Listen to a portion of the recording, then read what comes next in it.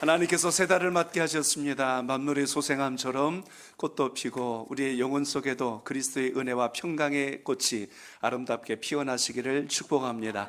우리 옆에 계신 분 축복의 인사를 나눕니다. 주님의 은혜로 크게 잘 되실 겁니다. 아멘. 말씀을 받으면 그쪽 거, 안 받으면 내 거. 오늘 하나님 은혜 안에서 이와 같은 역사가 살아있기를 축복합니다.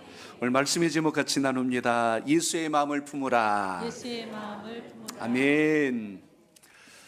지난 4월 4일자 국민일보 사설란을 좀 읽었습니다. 거기에 기사 중에 하나가 요즘 청소년들에 대한 염려의 글이 좀 올라왔어요. 그 내용 중에 하나가 뭐냐면 숏폼이라고 하는 요즘 우리 젊은 세대들이 많이 보는 1분 미만의 짧은 영상들이 지금 많이 보편화된 사회적 구조 속에 우리가 지금 살아가고 있습니다. 그 숏폼의 의존도가 우리 주일학교 아이들 포함해서 유초등부 아이들 또 중고등부 청년부 할 것 없이 우리 장년부들도 또 많이 익숙해져 있으리라고 생각합니다. 이게 많이 의존도가 점점 높아지고 있다는 이야기입니다. 이게 왜 문제가 되냐면 몰입도를 높이기 위해서 굉장히 자극적이거나 아니면 과장되거나 시각적인 임팩트를 주기 위해서 굉장히 강한 영상들을 자꾸만 만들어내는 것입니다. 뇌 발달의 완성기가 아직 이루어지지 않은 우리 유초등부 아이들에게 있어서 이런 짧은 영상들에 계속된 영향을 받게 되면 뇌 기능에 상당한 영향을 주기 때문에 지금 염려한다는 이야기입니다. 아직 뇌가 완성되지 않았기 때문에 이런 영상들에 노출되다 보면 집중력이 굉장히 떨어집니다. 두 번째는 문해력이 약해져요. 문장 해석력과 대화력이 약해지고 사람과의 관계에서 감정 조절이 잘 안 되는 일들이 더 익숙해진다는 이야기입니다. 여성가족부 발표를 봤습니다. 청소년 매체 이용 유해 환경 실태 조사를 보니까 최근 1년간 초등학교 4학년 이상 초등학교 학생들이 가장 많이 이용하는 매체가 뭔가를 봤더니 틱톡이라고 하는 그 매체를 이용하고 있습니다. 또 릴스라고 하는 이런 숏폼 콘텐츠를 이용하는데 94.2% 정도가 지금 거의 여기에 영향을 받고 있습니다. 모바일 메신저를 비롯하여 인터넷 개인 방송, 동영상 사이트를 통한 이용률도 굉장히 높아지고 있는 추세인지라 이제 MZ세대란 말은 사라지고 요즘 세대를 이제 알파 세대라고 흔히들 이야기합니다. 이 알파 세대는 2010년도 이후에 출생한 우리 자녀들을 지칭해 주고 있는데 이런 짧고 압축적인 영상을 계속 반복해서 접하다 보면 우리의 성격과 행동에 상당한 장애를 일으킨다는 이야기입니다. 1분 간격으로 계속 그 영상을 보게 되면 뇌에서 호르몬이 나오는데요. 도파민이라고 하는 호르몬이 나옵니다. 새로운 영상에 대한 어떤 기대심, 호기심, 그것에 대한 감정의 변화로 인하여 계속하여 어떤 흥분 상태, 그러니까 잠자기 전에 이런 걸 계속 보면 수면 방해는 이루 말할 것도 없이 평안한 잠자리가 되지를 않는다는 이야기죠. 도파민이 이렇게 계속 신경을 흥분시키고 자극시키는 똑같은 원리를 우리는 중독이라고 합니다. 마약 중독, 알코올만 중독이 아니라 영상도 우리에게 중독을 주기 때문에 이것이 결국 우리의 감정과 감성을 상당히 흔들어 놓는다는 거예요. 기존 성인 세대보다 우리 자녀들에게 영향이 큰 이유가 어디에 있냐면 기존 세대들은 이미 이전에 아날로그 세대를 겪어왔기 때문에 버틸 힘은 있습니다. 그러나 새로 우리 성장하는 자녀들에게 있어서는 이것에 대한 심각성을 알고 우리 부모 세대들과 자녀들과 충분한 대화를 통해서 좀 절제할 수 있도록 지도가 필요하다는 이야기입니다. 우리 주일학교에서도 예배 전에 휴대폰을 다 걷어요. 예배 중에 휴대폰 보지 않도록 예배에만 집중할 수 있도록 이렇게 합니다. 그러나 이것만으로는 해결될 수 없는 것은 일주일에 한 번 1시간 예배가 우리 자녀들의 영성을 다 온전하게 한다고 장담할 수가 없거든요. 더 중요한 것은 오늘 예배를 드리신 여러분의 가정입니다. 여러분의 가정에서 항상 하나님의 말씀에 대한 기준점을 분명히 하시고 더욱더 그리스도의 문화가 우리 자녀들의 마음속에 새겨질 수 있도록 힘을 다할 수 있기를 바랍니다. 우리 자녀들을 보석이라고 하지만 보석도 무엇을 담느냐에 따라 그 모양이 달라지게 되잖아요. 똑같은 그릇인데 보석을 담으면 보석함이 됩니다. 거기다 쓰레기를 담으면 쓰레기통이 되는 거예요.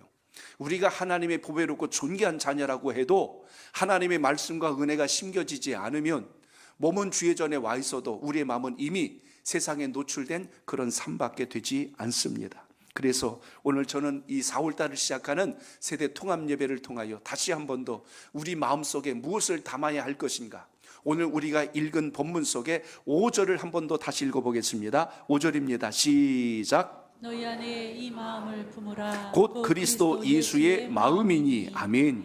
5절에 보니까요, 예수 그리스도의 마음을 품으라, 오늘 이렇게 말씀한 것을 보게 됩니다. 우리가 행복한 삶을 살기 위해서 마음속에 무엇을 품느냐는 대단히 중요합니다. 사람이 돈이 많고 문화적 혜택을 많이 누린다고 해서 행복한 것이 아니라 우리의 마음속에 어떤 가치관을 갖고 사느냐가 굉장히 중요하다는 겁니다. 전 세계 지금 10대 강국으로 우리나라가 우뚝 섰어요. 참 어떻게 보면 한강의 기적이란 말이 틀리지 않습니다. 그런데 우리나라가 OECD 국가 중에 행복지수가요, 저 밑으로 내려가 있어요. 62입니다. 굉장히 아래예요. 오히려 우리보다 더 못 사는 후진국이 훨씬 더 우리보다 행복지수가 높습니다. 물질적 혜택, 문화적 혜택은 훨씬 더 적은데 그들의 심리적 작용과 생각과 마인드가 훨씬 더 행복의 만족도가 높다는 거예요. 그러면 여러분, 오늘 우리가 이 거친 세상을 살아가며 정치도 혼란하고 경제도 어렵다고 하고 또 관세 전쟁으로 인하여서 이제 대외 무역에 상당한 어려움을 겪고 있는 이런 시대 속에서 우리가 어떤 마인드를 가지고 살아야 할 것인가, 우리 자녀들에게 무엇을 심어줘야 할 것인가, 미래와 장래에 대한 꿈이 오늘 눈앞에 당장 있는 것으로 해결되는 것이 아니라 하나님께서 주신 꿈을 보게 하시고 하나님께서 부여해 주시는 비전을 보게 할 수 있는 그 은혜가 예배와 믿음의 교제를 통하여 더 성숙된 신앙으로 일어날 수 있기를 바랍니다. 오늘 주님의 마음에 대해서 성경 말씀을 통하여 본다면 사도 바울은 지금 빌립보 교회의 일치를 이야기하며 일치할 수 있는, 화합할 수 있는 그 시작점을 어디로 봤냐면 주님의 마음을 담는 것이라고 오늘 선언합니다. 주님의 마음을 한 단어로 정리한다면 우리가 겸손이라고 표현할 수가 있어요. 사전에 보니까 겸손을 이렇게 단어를 정의합니다. 다른 사람을 존중하고 나를 낮추는 마음, 내가 비굴해지는 마음이 아니라 나를 그 사람보다 낮게 여기며 상대방을 높여줄 수 있는 존중하는 마음. 그러니까 여러분, 좀 더 성숙된 사람은 누구냐면 상대방을 찍어 누르는 사람이 아니라 존중이 여길 줄 아는 그 넓은 마음을 품는 것, 이게 오늘 주님께서 주시는 마음속에 있다는 것을 기억하시기 바랍니다. 그래서 성경을 통하여 예수님의 마음은 어떤 마음일까를 정리해 보니까 한 4가지로 정리를 할 수가 있어요. 그 중에 첫째가 무엇이냐면 겸손한 마음이라는 이야기입니다. 한번 따라합니다. 겸손한 마음입니다. 겸손한 마음입니다. 오늘 성경 말씀 중에 마태복음 11장 29절 한번 읽어보겠습니다. 29절 시작. 나는 마음이 온유하고 겸손하니 나의 멍에를 메고 내게 배우라. 그리하면 너희 마음이 쉼을 얻으리니. 아멘. 세상을 살며 우리 마음속에 불안과 걱정, 근심, 염려가 사라지지 않는 이유가 어디에 있을까? 주님의 마음을 담지 않는 거예요. 다른 것이 그 자리를 대신하니까 늘 걱정, 근심, 염려가 떠나지 않는 삶에서 벗어나질 못합니다. 그렇기 때문에 가장 먼저 우리가 주님의 마음을 담는다고 할 때 첫째 원리는 주님께서 나는 마음이 온유하고 겸손하니, 주님의 마음과 성품이 여러분 속에 살아있기를 바랍니다. 그것이 우리가 이 세상을 살아갈 때 믿음의 기초를 이루고 있는데 주님께서 그걸 잘 보여주신 말씀이 오늘 6절에 나와 있어요. 오늘 본문 6절을 봅니다. 시작. 그는 근본 하나님의 본체시나 하나님과 동등됨을 취할 것으로 여기지 아니하시고. 아멘. 성부, 성자, 성령님은 한 분이십니다. 동등된 분으로서 영광과 존귀의 자리에 계신 분인데 육신의 몸을 입고 이 땅에 오신 분이 예수 그리스도 우리 주님이십니다. 그런데 인간의 몸을 입는다는 것 자체가 얼마나 힘겹고 버거운 일이냐면, 날마다 비행기 타고 다니는 사람에게 자전거만 타고 다니라고 그러면 속 터져서 죽을 겁니다. 아마 붕붕 날라서 금방 갈 그 거리를 그냥 땀을 뻘뻘 흘리며 아무리 페달을 밟아도 언제 도착할지 모르는 그 거리를 간다고 생각해 보세요. 제가 주일학교 아이들에게 그런 이야기 한번 한 적이 있습니다. 사람이 개미가 돼보면 개미의 심정을 안다고. 개미 앞에다가 손가락으로 선을 만고도 개미들이 볼 때는 골짜기예요. 야, 여기 그랜드 캐년이야 그럴 거예요 아마. 굉장히 그럴 겁니다. 거기에다가 물 한 줄만 흘러가도 그건 엄청난 강이 흘러가는 것처럼 보일 겁니다. 개미를 번쩍 들어다 옆에다 놓으면 기적이 일어났다고 그럴 거예요. 그만큼 시선이 다르면 보는 느낌도 다르듯이 하늘의 권세와 능력을 가진 하나님의 권세를 입은 주님께서 이 땅에 육신의 몸으로 가장 연약하고 힘없고 보잘것없는 인생의 모습으로 오셨을 때 감당해내야 될 그 수많은 어려움과 고난이 얼마나 크셨을까를 생각해 보세요. 그게 오늘 여기 6절의 말씀처럼 하나님의 본체시지만 하나님과 동등됨을 취하지 아니하시고 이 땅에 오신 것, 이것 자체부터가 주님께서 겸손의 모습으로 이 땅에 오셨다는 것입니다. 호령하는 분으로 오신 게 아니라 섬기러 오셨고, 살기 위하여 오신 게 아니라 죽기 위하여 오신 예수 그리스도, 그 십자가의 은혜를 우리가 오늘 다시 한 번 더 가슴에 새기며 믿음의 자리에 서시길 바랍니다. 주님의 마음을 또 한 가지 보니까요, 사도행전에 나와 있는데 사도행전 10장 38절 우리 같이 한번 읽어봅니다. 시작. 하나님이 나사렛 예수에게 성령과 능력을 기름 붓듯 하셨음에 그가 두루 다니시며 선한 일을 행하시고 마귀에게 눌린 모든 사람을 고치셨으니 이는 하나님이 함께 하셨습니다. 아멘. 저를 따라합니다. 그리스도의 마음은 착한 마음입니다. 착한 마음입니다. 거기 보니까 예수님께서 어떻게 하셨대요? 두루 다니시며 선한 일을 행하시고 라고 돼 있어요.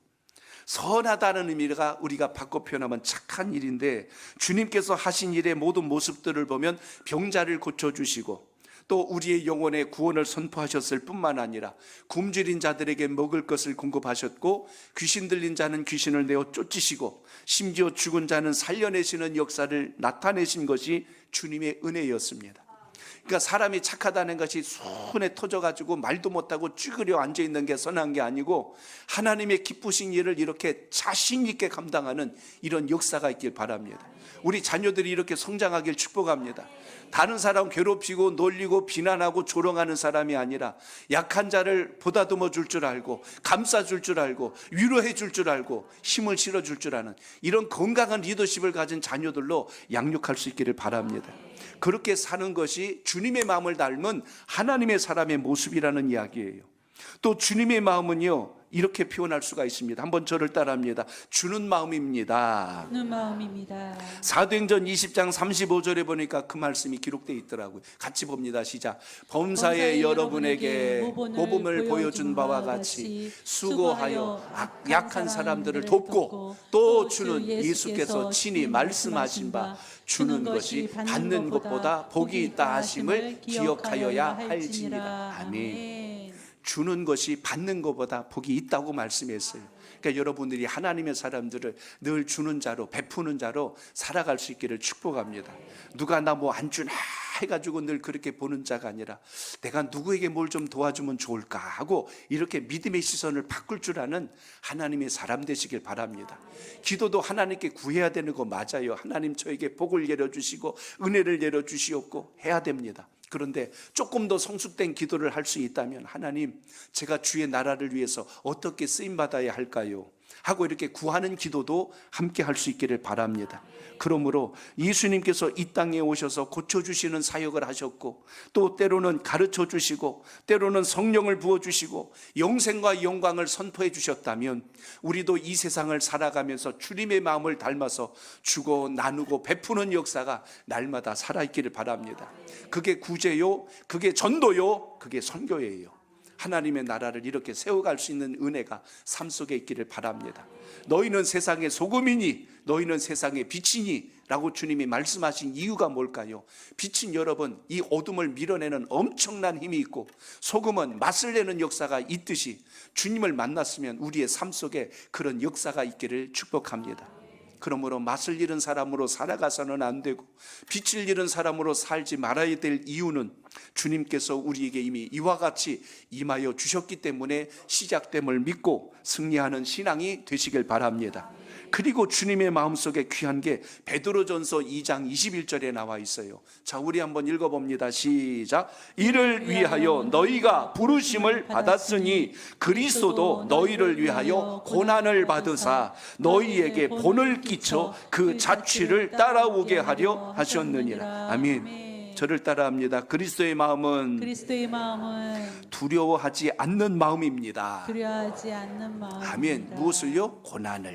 고난을 두려워하지 않는 마음을 주님께서 여러분에게 주셨다는 걸 꼭 믿으시기 바랍니다. 왜냐하면 방금 베드로전서에서 말씀한 것처럼 너희를 위하여 고난을 받으사 너희에게 본을 끼쳤다라고 그랬어요. 이것은 주님께서 먼저 고난의 길을 걸어주심으로 우리가 가야 할 길이 결코 외롭고 혼자 가는 길이 아니란 걸 나타내 주셨다는 것입니다. 군대 가면 훈련소에서 훈련을 받습니다. 훈련을 받을 때 앞에서 지도하는 교관이 있고 그 옆에 이제 그걸 보여주는 조교가 있어요. 그럼 교관이 빨간 모자, 꼭 오리 주댕이 마냥 이만큼 나온 모자가 있어요. 이렇게 탁 쓰고 여기다 그냥 막 주렁주렁 뭐 계급장 같은 거 달고 선글라스를 시커먼 걸 쓰고 딱 이렇게 서가지고 그래. 조교 앞으로! 그러면 조교가 악! 그러면서 나타나갖고 손을 쫙 벌립니다. 그러면 시범! 하면 그렇게 하면 하나 둘 셋! 하고 딱 하는데 야 로봇가 하는 것 같아. 어쩌면 그렇게 절도 있게 멋지게 하는지 몰라요. 자 그러면 이제 어떻게 해요? 본대로 그대로 하라는 거예요. 앞에서 시범을 보여주니까 그대로 따라 할 수가 있는 거예요. 그러니까 아이고 저걸 어떻게 하지가 아니라 저렇게 하면 되겠구나 방법을 알게 하는 것처럼 주님께서 우리가 신앙생활할 때 신앙의 길이 가시밭길 고난길이 아니라 주님을 따르면 이런 복이 있구나 이걸 보게 하심으로 오늘 말씀처럼 고난을 받으사 너희를 위하여 고난을 받으사 너희에게 본을 끼쳐 본을 보여주신 주님을 따라서 우리가 이 세상의 어떤 환난도 역경도 이겨나갈 수 있는 믿음의 사람 되시길 바랍니다. 베드로와 요한 사도가 사내들인 공회에서 말씀을 전하다 붙들려 매질을 당합니다. 그래서 사도행전 21장 16절 이후에 보면 그런 협박과 위협 속에서도 우리는 예수 전하는 일을 멈추지 않겠다고 다시 옷을 툴툴 털고 또 일어나서 복음 전하는 길을 갑니다. 그만큼 예수 그리스도를 인격적으로 만나게 되면 세상에서 오는 두려움과 위기가 결코 우리의 장애물과 걸림돌이 되지 않는다는 것을 기억하시기 바랍니다. 사도 바울은 수많은 고난과 어려움 속에서도 복음 전도하는 일을 멈추지 않았어요. 그래서 무려 3번이나 걸쳐서 1차, 2차, 3차에 걸쳐서 복음 전하는 일을 멈추지 않았던 것처럼 우리의 신앙과 믿음 속에서도 이 은혜가 있기를 바랍니다. 그럼 주님의 마음을 담는다고 했는데 주님이 어떻게 본을 보여주셨을까요? 3가지를 오늘 여러분에게 말씀을 전하려고 합니다. 오늘 본문 속에 6절로 7절 이어서 다시 한 번 더 읽습니다. 시작. 그는 근본 하나님의 본체시나 하나님과 동등됨을 취할 것으로 여기지 아니하시고 오히려 자기를 비워 종의 형체를 가지사 사람들과 같이 되셨고 아멘. 저를 따라합니다. 자기를 비워야 합니다. 자기를 비워야 합니다. 아멘. 주님 우리가 품어야 될 예수님의 마음 중에 첫째 원리가 뭐냐면 7절의 말씀처럼 자기를 비워라고 기록되어 있어요. 그러니까 내 안에 하나님이 기뻐하시는 것은 채우되 하나님이 기뻐하지 않는 것을 내려놓을 수 있는 믿음의 결단이 있기를 바랍니다. 아멘. 여기 본체라는 말이 변하지 않는 실체를 이야기하는데 예수님은 사실 하나님과 동등되신 분으로 이 땅에 육신의 몸을 입고 오셨다고 말씀이 기록합니다. 육신의 몸을 입고 오셨을 때 주님께서 얼마나 많은 것을 포기하고 내려놓으셨을까를 생각해 보세요. 하늘의 권세와 능력을 시공을 초월한 모든 능력들을 다 내려놓은 겁니다. 우리 유초등부 아이들이 좀 이해하기 쉽도록 이야기하려면 요즘 뭐예요? 힘 많이 쓰는 슈퍼 사람들 뭐라고 하던데 어벤져스라고 하죠. 어벤져스 같은 그 사람들이 가졌던 그 힘들을 다 빼놓고 그냥 놔버려 보세요. 그러면 평범한 사람과 똑같이 행동하게 한다면 그게 얼마나 힘들고 어려울까 한번 생각해 보세요. 본문으로 들어간다면 오늘 예수님께서 하늘의 권세와 능력을 가지신 주님께서 육신이 겪어야 될 피곤하면 잠을 자야 되고 배고프면 양식을 먹어야 되고 또 어떻게 보면 고단하면 또 몸이 피곤함을 느끼고 때로는 매질을 당한다면 고통을 느껴야 되는 인간의 모든 수고와 아픔을 그대로 다 감당해야 되는 것이 주님의 모습이었던 것을 봅니다. 그런데 여러분 주님과 우리의 다른 점을 한 가지 보면 주님은 이 땅에 오셔서 비우고 오셨는데 우리는 세상을 살면서 자꾸만 채우려고 그래요. 명예를, 물질을, 권세를, 능력을 그래야 세상을 잘 살 것처럼 우리는 생각할 때가 많습니다. 그래서 때로는 욕심으로 인하여 거머쥐었던 것이 내 인생을 무너뜨리고 망하게 할 수 있다는 것을 잘 모르는 우리의 연약한 삶을 볼 때가 있습니다. 아프리카 칼라하리 사막에 어느 부족이 있어요. 원숭이를 죽이지 않고 사냥하는 방법이 있는데 함정을 만들어 놓는데요. 함정이 보통 흰 개미집들이 이렇게 탑처럼 세워져 있는데 거기다 구멍을 뚫어 가지고 거기다가 과일이나 견과류를 집어넣고 원숭이가 올 때까지 숨어서 기다리고 있다가 원숭이가 거기서 냄새가 나니까 손을 집어넣고 딱 집어넣어서 잡는데요. 구멍이 들어갈 땐 조금해서 들어갔는데 딱 집으니까 못 나오는 거예요. 아이들 이해하기 쉽도록 제가 이걸 찾아왔어요, 영상을. 그래서 영상 잠깐만 좀 보겠습니다. 예, 들어주세요. The baboons always have a secret supply of water, and they're not going to tell anybody where it is. And when a Mahalahari ventures into the deep Kalahari on a hunting trip, he has to find water, because unlike the Bushmen, he doesn't know how to make liquid from a root. But he has his own way of finding out where the water is. First, he laboriously drills a hole in a giant ant heap when he is sure a baboon is watching him, because he knows baboons are incurably inquisitive. Next, he puts some wild melon seeds into the hole and works them in so that they drop into a hollow. Then he saunters off, knowing the baboon is burning with curiosity. The baboon doesn't trust that human being at all, so he plays it cool. But he's dying to know what gives in that confounded hole. Finally, Mr. Inquisitive can't take it any longer. He's got to know what's in there. He reaches in, grabs a fistful, and now his hand's too big to come out. If he had the sense to drop the seeds, he could free his hand.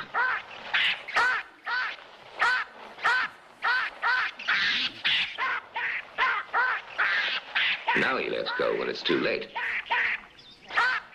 예, 저렇게 해서 잡히는 거예요. 예. 참 똑똑하지요? 누가 똑똑할까? 노면 사는데, 그렇지, 사람이 똑똑했어. 노면 사는데 그 먹을 거 안 논다고 붙들고 있다가 결국은 잡히는 것을 봅니다. 함정으로부터 원숭이가 빠져나올 수 있는 방법은 손에 잡은 건 놓으면 돼요. 근데 안 놓는 거예요. 우리가 살다 보니까 그렇습니다. 명예도 붙들려고 하고 권세도 붙들려고 하고 여러 가지 탐욕이 우리 속에 드글드글 하고 있다 보니 주님 앞에서 이거 붙들고 앉아 있다가 결국은 다 잃어버리는 절망적인 상황을 만나는 것을 봅니다.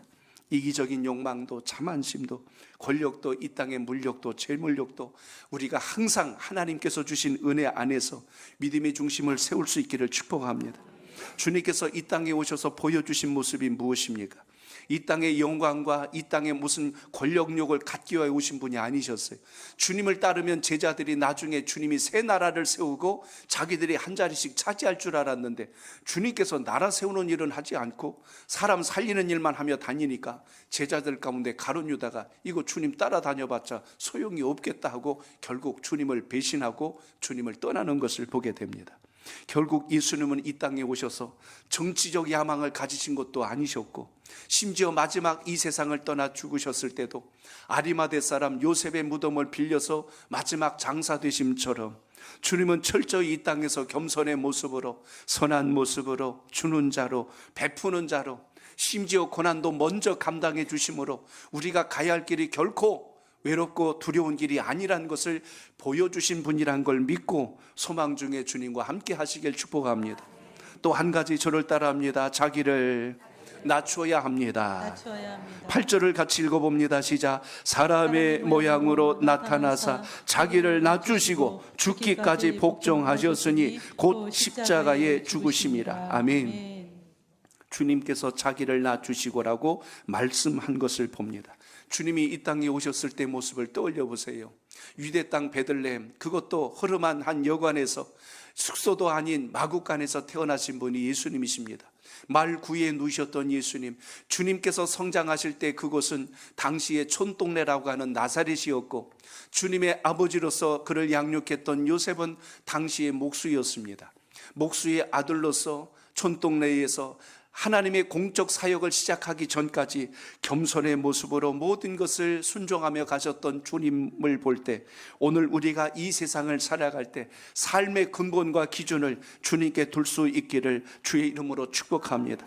사도 바울은 고린도후서 8장 9절에서 이렇게 고백을 합니다. 우리 같이 읽어볼까요? 시작. 우리 주 예수 그리스도의 은혜를 너희가 알거니와 부요하신 이로써 너희를 위하여 가난하게 되심은 그의 가난함으로 말미암아 너희를 부요하게 하려 하심이라. 아멘. 주님께서는 결코 가난하신 분도 아니고 권세가 없는 분도 아니신데 친히 낮은 곳으로 가난한 곳으로 먼저 오셨다고 말씀이 기록합니다.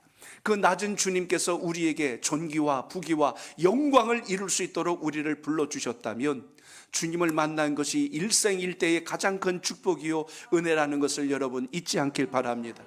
우리 어렸을 때요, 놀이터나 모래사장에 가면 그런 놀이 합니다. 주먹을 모래 속에다 쑥 집어넣고 모래를 뚝 싸놓고 이렇게 동요를 부르죠. 두꺼봐 두꺼봐 헌집 주께 새집 다오. 이러고 몇 번 노래 부른 다음에 주먹을 싹 빼면은 거기 예쁜 집 모양이 하나가 나타나는 것을 봅니다. 우리는 어려서부터 욕심이 많아서 헌거 주고 새거 받고 싶은 게 우리의 마음입니다. 근데 이게 믿음 속에도 똑같아요. 주님 앞에 뭐라고 그래요? 주님, 제 마음속의 죄와 제 모든 허물을 다 용서해 주시고 새 사람 되게 하옵소서. 예수님, 예수님, 헌집 드릴게, 새 집 주세요 하고 이렇게 하듯이 우리가 주님 앞에는 새로운 사람에 대한 소망을 가지고 늘 구하는 것을 보게 됩니다. 우리 주님께서 이 땅에 하늘 영광의 보좌를 버리시고 가장 낮고 낮은 이 땅에 오셔서 죽기까지 복종하셔서 우리에게 새 생명 구원의 감격을 주셨다면 그 믿음 속에 거하는 은혜가 있기를 축복합니다. 말씀을 준비하다 복음성가 중에 주의 이름 높이며라는 곡이 있어요. 여기에 후렴 가사가 오늘 이 본문과 똑같아서 후렴만 우리 한번 같이 불러봅니다. 하늘 영광 버리고 이 땅 위에 십자가를 지시고 죄 사했네. 무덤에서 일어나 하늘로 올리셨네. 주의 이름 높이리. 아멘. 하늘의 영광을 다 버리시고 이 땅에 내려오셔서 십자가를 짊어지시고 우리의 모든 죄를 사하여 주셨을 뿐만 아니라 다시 죽음의 권세를 이기시고 무덤에서 일어나셔서 부활하시고 하늘의 영광을 선포하신 것처럼 오늘 예수 그리스도를 믿는 뜨거운 신앙의 열정이 오늘 예배를 드리신 여러분의 마음속에 아름답게 살아있기를 축복합니다. 한 번 더 저를 따라합니다. 죽기까지 복종하셨습니다. 자, 오늘 본문 중에 8절이에요. 같이 읽습니다. 시작. 사람의 모양으로 나타나사 자기를 낮추시고 죽기까지 복종하셨으니 곧 십자가에 죽으심이라. 아멘. 주님의 겸손하심은 죽기까지 복종하셨다고 오늘 말씀합니다. 주님께서 이 땅에 오셔서 행하셨던 것을 마태복음 20장 28절에 보니까 이렇게 기록하고 있습니다. 우리 같이 읽어봅니다. 시작. 인자가 온 것은 섬김을 받으려 함이 아니라 도리어 섬기려 하고 자기 목숨을 많은 사람의 대속물로 주려 함이니라. 아멘. 주님은 이 땅에 죽기 위하여 오셨대요. 목숨을 내놓기 위하여 오셨고 고난받기 위하여 오셨고 우리를 살리기 위하여 오셨다고 말씀합니다. 우리는 세상에 눈을 뜨고 태어나는 순간보다 살기 위해서 먹어야 되고 건강하기 위해서 몸에 좋다는 약은 또 다 먹어야 되고 운동도 열심히 해야 되고 또 돈도 많이 벌어야 되고 권세도 얻어야 되고 명예도 얻어야 되고 뭐든지 주워 담아야만 살겠다고 우리는 그렇게 살아갑니다. 그런데 우리 예수님께서 이 땅에 오신 모습을 보니까 하나부터 열까지 퍼주고 내주고 목숨까지 내주기까지 하나님께서 허락하신 사명을 마지막까지 완성하기 위하여 이 땅에 오신 것을 봅니다. 마지막 만찬 제자들과 하신 후에 주님이 겟세마네 동산에서 기도를 하셔요. 지난 금요일 날 오늘 이 본문을 가지고 같이 은혜를 나눴는데 주님께서 거기서 마지막 마태복음 26장에 기도하실 때 그 기도하는 내용을 들어보면 철저히 육신의 연약함 속에서 나온 주님의 기도를 우리가 기억합니다.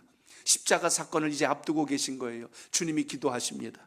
아버지요, 할만하시거든 이 잔을 내게서 지나가게 하옵소서. 주님 할 수만 있다면 이 십자가를 피할 수 있게 해주시옵소서. 그게 주님의 기도입니다.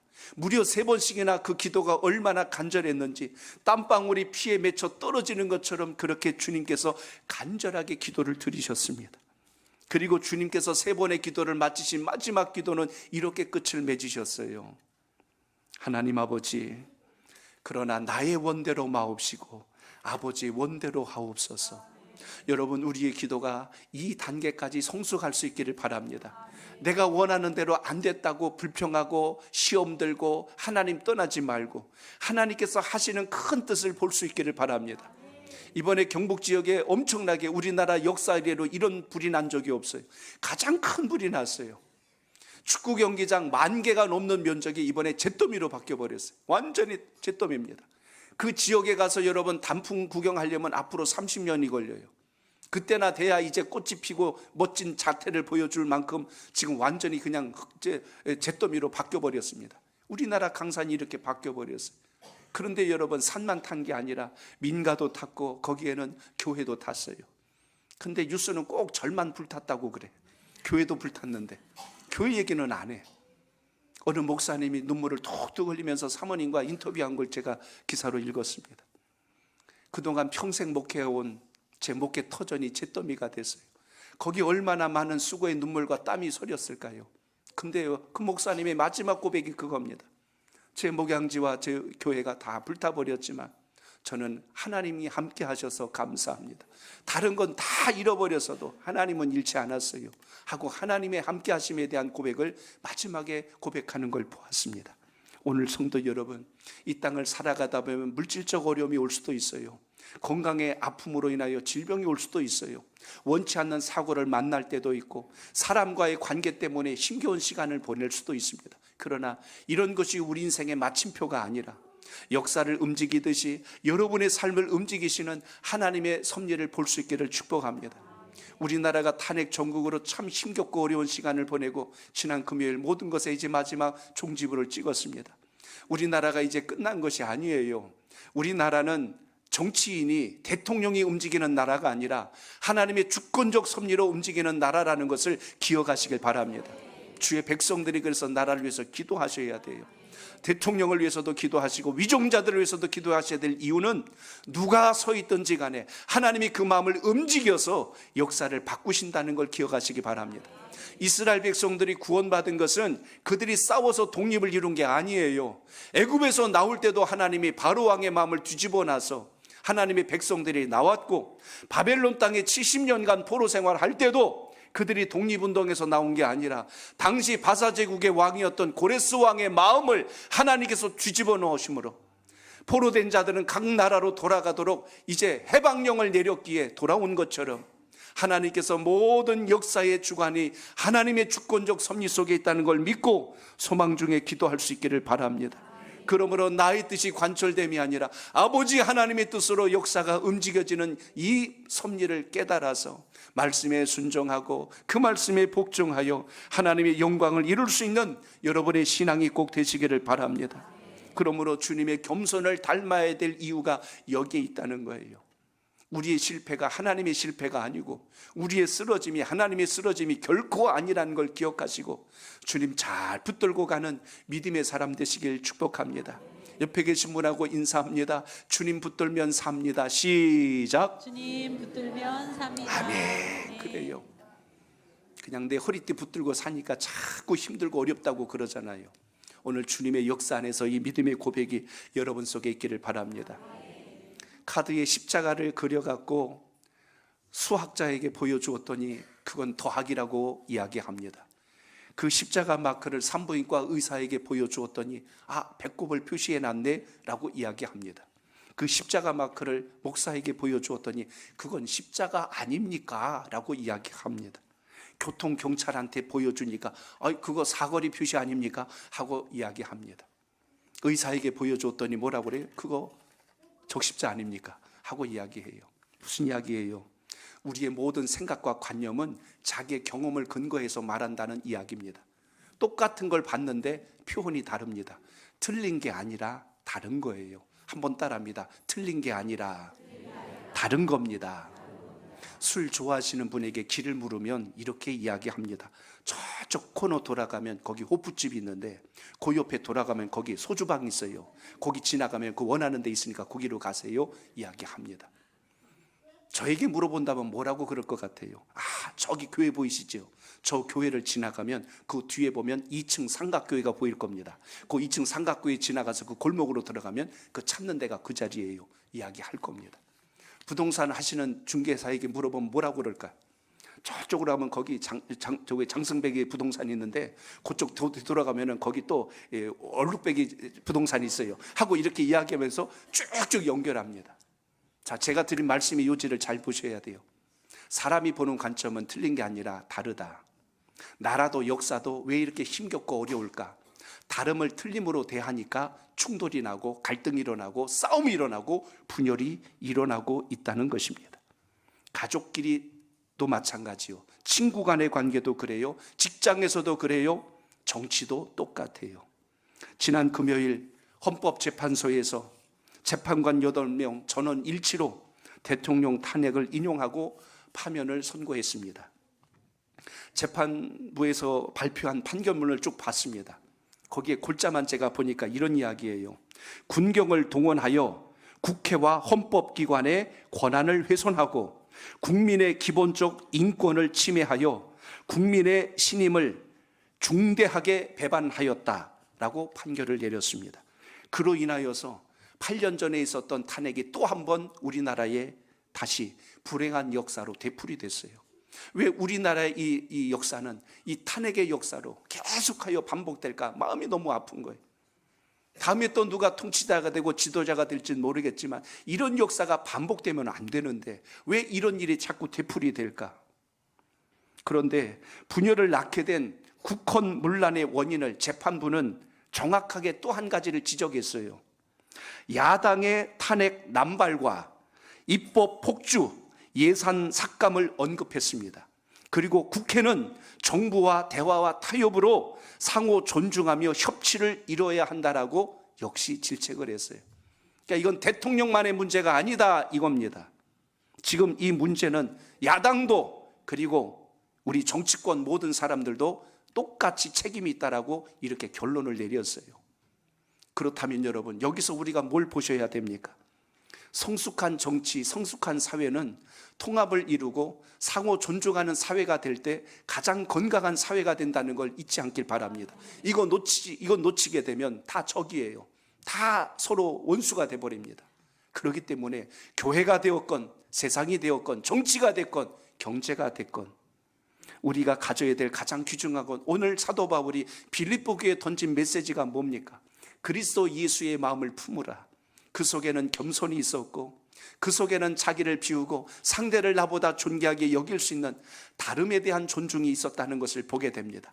나와 다르면 틀려서 적이 아니라 그걸 통하여서 어떻게 화합을 이룰까를 서로 상생할 수 있는 협치를 만들어낼 수 있는 지혜, 이것이 여러분 우리 그리스도인들에게 주를 만난 우리들에게 꼭 있어야 될 주님의 성품인 줄로 믿습니다. 오늘 이 복된 예배를 드리면서 다시 한번 이 거친 세상 속에 어려움과 위기가 많은 세상 속에서 우리가 무엇을 붙들고 살아야 할 것인가? 하나님 주신 지혜를 가지고 역사를 움직이시는 하나님의 섭리 안에서 더 강하고 건강한 성숙된 나라와 정치가 될 수 있도록 나라를 위해서도 기도하시고 교회 공동체는 이 사회가 분열되지 않도록 화합을 이루는 공동체의 중심축을 이룰 수 있도록 십자가의 능력을 거머쥘 수 있는 놀라운 은혜가 오늘 이 복된 예배를 통하여 여러분의 신앙과 믿음 속에 살아있기를 축복합니다.